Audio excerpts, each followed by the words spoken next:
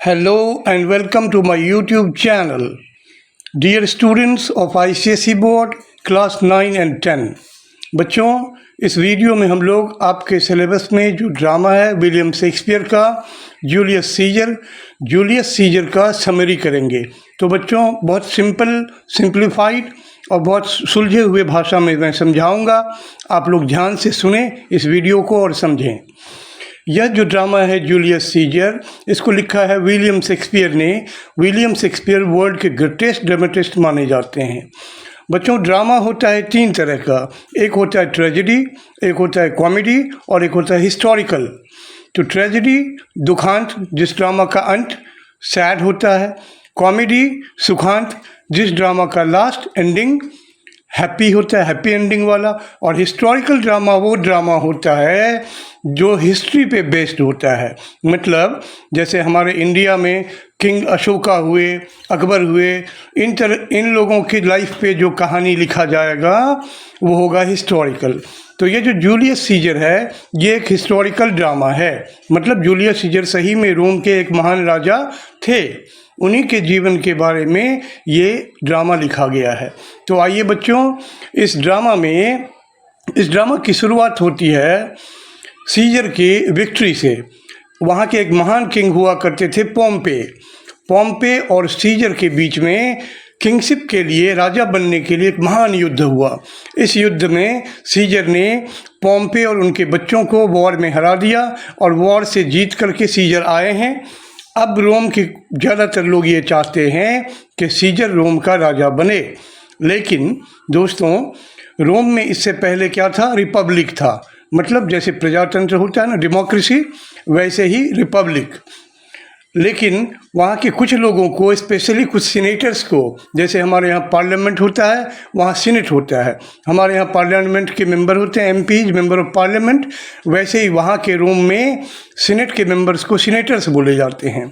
तो कुछ सीनेटर्स को ये डाउट था कि जूलियस सीजर क्योंकि बहुत पावरफुल है तो कल को हो सकता है ये डिक्टेटर बन जाए और रोम से रिपब्लिक ख़त्म कर दे, अर्थात वो मनमाना करने लगे। तो बहुत सारे जो वहाँ के सीनेटर्स थे वो जूलियस सीजर के पावर से डरते थे, उसको राजा नहीं बनने देना चाहते थे।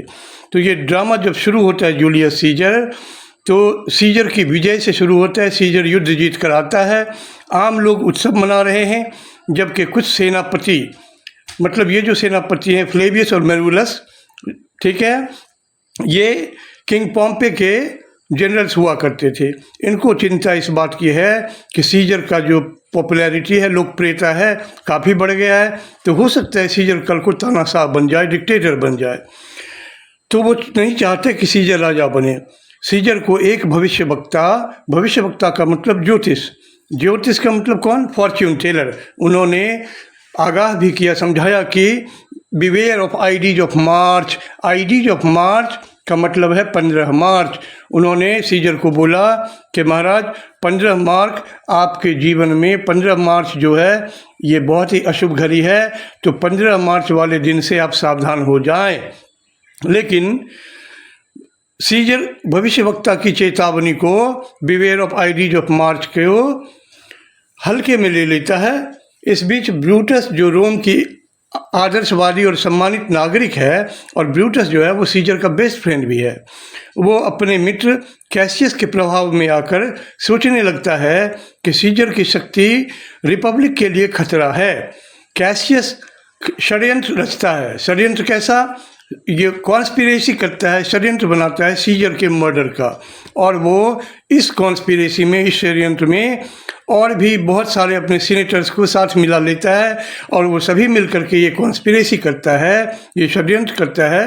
क्या चीज़ का? सीजर के मर्डर का। ब्रूटस कॉमन पीपल के भलाई के लिए, कॉमन रोमन के भलाई के लिए सीजर का मरना वो भी सही मानता है कि रोम के कॉमन पीपल के भलाई के लिए ये ज़रूरी है कि सीजर का मर्डर किया जाए। हालांकि सीजर से व्यक्तिगत रूप से उसे बहुत प्रेम था, वो सीजर का बहुत वफादार था और सीजर को बहुत प्यार भी करता था, उसका बेस्ट फ्रेंड था। पोर्शिया जो कि ब्रूटस की पत्नी है, उनको काफ़ी चिंता होती है ये सब देख के, वो मानसिक संघर्ष महसूस करती है और वो ब्रूटस को काफ़ी कुछ समझाती भी है। सीनेट के दिन भविष्यवक्ता की चेतावनी और कैलिफोर्निया के अशुभ सपनों के बावजूद, मतलब सीजर की पत्नी कैलिफोर्निया ने कुछ अशुभ सपने भी देखे थे, इन सबको नज़रअंदाज करते हुए सीजर चला जाता है सीनेट हाउस। और सीजर डेसियस की चतुराई में आकर के, डेसियस बड़ी चतुराई से सीजर को सीनेट हाउस ले जाने के लिए राजी कर लेता है और उसे लेकर जाता है सीनेट हाउस।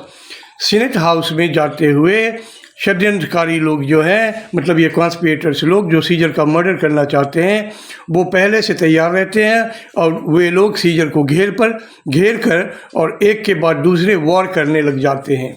पीछे से सीजर के पीठ में छुरा घोंपना शुरू करते हैं। एक एक करके सभी सीजर के पीठ में छुरा घोंपने लग जाते हैं और सबसे अंत में सीजर के सामने से आके उसके छाती में छुरा घोंपता है कौन? सीजर का बेस्ट फ्रेंड ब्रूटस। और अपने बेस्ट फ्रेंड ब्रूटस को अपने सीने में, मतलब सीजर अपने सीने में छुरा घोंपता हुआ देख करके सीजर का दिल टूट जाता है। उसके मुंह से एक वाक्य निकलता है, एक सेंटेंस निकलता है, जो कि किस भाषा में है? रोमन में। क्या बोलता है वो? एटी ब्रूटी, मतलब तुम भी ब्रूटस। और इतना बोल के सीजर नीचे गिर जाता है और सीजर मर जाता है।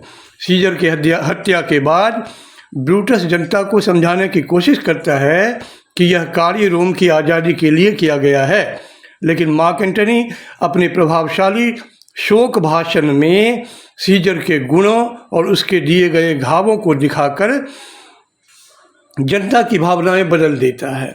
एंटनी सीजर की वसीयत पढ़ता है। मार्क एंटनी सीजर के विल को पढ़ के सुनाता है कॉमन पीपल को, जनता को, जिस वसीयत में सीजर ने अपने जीवन भर की सारी कमाई रोम वासियों को दान कर दिया था। मतलब सीजर अपने धन दौलत सब कुछ और अपना गार्डन, अपना पार्क, सब कुछ रोम के कॉमन पीपल को दान कर दिया था उस वसीयत के अनुसार। ये बातें सुनने के बाद कॉमन पीपल, रोम के जो कॉमन लोग थे, वे काफ़ी क्रोधित हो गए, बहुत गुस्से में आ गए और वे लोग कॉन्स्पिरेटर्स के अगेंस्ट उन्होंने रिवोल्ट कर दिया। अब वो लोग खोज कर कॉन्स्पिरेटर्स को मार डालना चाहते थे। इसके बाद एंटनी और ऑक्टेवियस मिलकर ब्रूटस और कैसियस का सामना करते हैं और फिलिपी नाम के एक जगह पे, जो कि युद्ध का मैदान है, फिलिपी में युद्ध होता है। युद्ध में ब्रूटस और कैसियस पराजित हो जाते हैं, हार जाते हैं। कैसियस गलत सूचना में यह समझकर कि ब्रूटस हार चुका है, सुसाइड कर लेता है। कैसियस को ये पता चलता है कि ब्रूटस युद्ध में हार चुका है। यह सुनकर वो टूट जाता है और वो सुसाइड कर लेता है, आत्महत्या कर लेता है।